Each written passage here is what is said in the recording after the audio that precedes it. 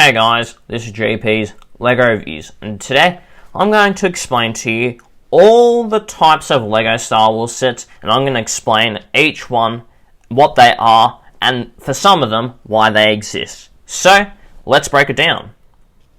Now, what are the categories of sets that exist? Well, at the time of recording, we have the 4+ set range, we have regular play sets, we have seasonal sets, we have small displayable sets, and UCS sets.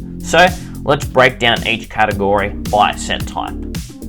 For 4+ sets, they are not the newest LEGO set type to release, but they are designed to introduce children to LEGO Star Wars, where you get sets such as the Tennu Jedi Temple and the Mandalorian N1 Starfighter. Now, there are usually very large pieces involved, and they're very simple to build because they are designed for young children. This is not something you'd want to display, and it's not something you'd even want to have in a collection, but something that will introduce a young child to LEGO Star Wars. And that's what makes this sort of subcategory of LEGO Star Wars set so interesting, is that it's simply designed to introduce children to LEGO Star Wars. Now, regular play sets. We first have microfighters, battle packs, ships and vehicles, land builds, and the flagship set, because there are lots of types of play sets. For microfighters, they are designed to provide you a small build and a known minifigure. These came out around 2014. We get sets such as the Captain Rex Y-Wing and the Naboo Starfighter. Now, they basically are what I just described. They're a miniature build where you get a pretty known minifigure. In the Naboo Starfighter, you get R2-D2's head and Anakin Skywalker. In the Captain Rex Y-Wing microfighter, you get Captain Rex as a minifigure. And overall, this is a great way for LEGO Star Wars fans to be able to purchase a little build with a minifigure that they really want to have in their collection that they've just not been able to have yet. So, if you've not bought a LEGO set with Captain Rex, for example, you can easily just get the Y-Wing microfighter. If you've always wanted an Anakin, you can get the Naboo Starfighter, and so on and so forth. This is also a good sort of introductory LEGO set type for those who want to get started in LEGO Star Wars but don't know what to get, because it's very cheap and it's a low risk investment. Now we have battle packs. These are designed to provide you enough minifigures that allow you to build an army. Now, you have sets such as the 501st Clone Troopers Battle Pack and the 332nd Ahsoka's Clone Trooper Battle Pack as well. And what you're supposed to do with this is you can buy one of these, but if you want to, say, make a huge 332nd Clone Trooper army, you would, no joke, buy 10 to 20 of these sets to make a properly large army. So, instead of just having 4 minifigures, you can get 40 to 80, and in these situations, you can recreate some pretty interesting battles using lots of minifigures, and it's mainly designed for people who either want a small or large army of LEGO minifigures, since you can make a lot of interesting builds and mocks with lots of minifigures as well. But that's the point of a battle pack. They're not the most complicated due to the fact that you just want to make an army quick. Ships and vehicles. These are designed to be ships and vehicles that can be played with and look accurate. You get sets such as the Imperial Armored Marauder and the Sith Infiltrator, where you get a ship or vehicle that can be played with, that looks accurate, and you get a few fun minifigures alongside, where you get some fun characters and you can get a fun build at the same time. And this is a great sort of set for children because you can play around with it, but also it's good for older kids as well because you can display these. They do look good enough to be put on a shelf, and at the same time you can get really fun minifigures with these sorts of builds as well, which is why lots of people really like this category of LEGO set. Dioramas. These are designed to be landscape builds that can be played with and look accurate. So you get sets such as the Boba Fett's throne room and Obi-Wan's hut, where you get a little landscape build or a diorama, and this set can be played with. You can have fun with the minifigures. You can sort of use imaginative play here, and you get quite a few minifigures so you can recreate certain scenes that is included in the set. So with Obi-Wan's hut, you can get the scenes from the original trilogy in his hut. With Boba Fett's throne room, you can get the scenes found in the Book of Boba Fett, for example. And finally, we have the flagship set. This is designed to be the hero playset of the year, and this includes the Venator class Republic attack cruiser and the Dark Falcon, where this is the largest playset you get of the year.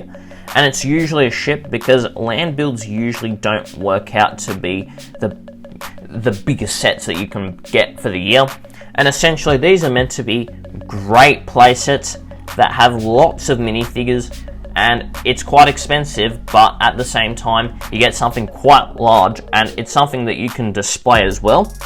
And it's not even just something you can display, but you can get a properly good building experience, since these sets usually come with from around 1,000 to 1,600 pieces. But now let's move on to seasonal sets. Here we have every year LEGO releasing an advent calendar, and in this case it's simple.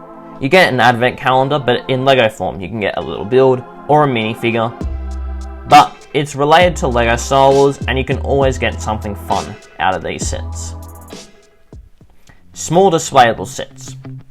We have helmets, buildable characters and droids, ships, dioramas, and that's it. So with helmets, they are designed to be a displayable bust of a helmet. So you have Darth Vader, you have Captain Rex, you have Boba Fett. These are very simple in concept. It's designed to be a displayable bust of a helmet, or sometimes a head of your favourite character. So if you want a Boba Fett bust, you have one. If you want one of Darth Vader, you have one. If you want one of Captain Rex, you can have one. And basically you can build a collection of these, but it's simply designed to be a helmet that you can build in LEGO form. And they usually cost around $60 to $70 as well. Buildable characters and droids. They are designed to be a displayable character or droid build initially made as a stepping stone to UCS sets. So this has actually quite a long history, because these sorts of sets started coming out in 2001 to 2003 with the Darth Maul and C-3PO, but LEGO first hit their really good one in 2012 with an R2-D2. Not the one on the picture here, but a different R2-D2. But then they released the BB-8, and this sort of became a set category that goes from anywhere from 5,000 to just over 2,000 pieces, where you can build your favourite displayable character. And depending on the build, this was sort of designed to be a stepping stone to UCS sets, where instead of going straight into a UCS set, you can go for a little character build. You can go for R2-D2, or at the time BB-8 as well, before LEGO started to make this just a full-on series where you can get all sorts of characters. You can get Chewbacca now, R2-D2, C-3PO, I think a Gonk droid, and many other sorts of characters and droids as well. You can get the Child or Grogu, both normal now and in a pram. There's just lots of types of things that you can buy at this sort of set category, which makes it interesting. For ships, they are designed to be a displayable ship. Sometimes they can be unknown to children or those who aren't really into Star Wars. So you have the Acclamator class assault ship and the Tantive 4, where you get sometimes really well-known ships. You can get the Millennium Falcon, Super Star Destroyer, the Tantive 4, and other ships that are very, very well-known. But then sometimes you can get sets such as the Acclamator class assault ship and others like it, where they're not known to lots of people, but LEGO still wanted to make a display version because adult collectors would like to see them, but they're not really well known enough to be UCS sets. So instead you just get a miniaturized version of a displayable build that does deserve to have a display set, but it doesn't have a demand to become a UCS set, because at the end of the day, more people are willing to get the Acclamator class assault ship at, let's say, $50 to $60 rather than closer to $300 to $500 Now, dioramas. These are designed to be a displayable diorama of either a scene played out or scenery in general. These sets can come with minifigures, but they don't always come with minifigures. You get sets such as the Mos Espa Pod Race and the Emperor's Throne Room, where you get a cutscene of a really famous thing that happened in the movie, and it comes with a quote from a character. So obviously with the Mos Espa pod race you get the quote from Qui-Gon Jinn, but there's actually no one in the pod races. There's no minifigures included in that set. It's just the scenery of the pod races. Meanwhile, with the Emperor's throne room, you get Emperor Palpatine, Darth Vader, and Luke fighting with their lightsabers. But what's interesting is that build has 3 minifigures in it. You also get a quote as well, and you just get a great build of a scene that's really known to Star Wars in general, represented in Lego form. And as a display set, I didn't like them at first, but they are growing on me as I'm seeing more and more of these come out. UCS sets, the final category and the massive category. We get ships and dioramas. So, ships. These are designed to be a large-scale displayable ship build. These usually come from at least 1,500 pieces. These can go up to 8,000 pieces. These are the largest LEGO Star Wars sets that you can buy. We get sets such as the Razor Crest on the large side, or the Luke's Land Speeder on the smaller side, where, as you can see, they are very nice to display. You usually at least get one minifigure to have to display with the build, and you get the build. It's a hyper detailed LEGO set type where you get to really just go in and build this massive version and highly detailed version of a ship that's well known to lots of people. So you have the Luke's Land Speeder, for example. It's really well known, it's famous, and it's a brilliant set. You have a Razor Crest as well, actually to the most well known set build from the Mandalorian. So they decided to make it.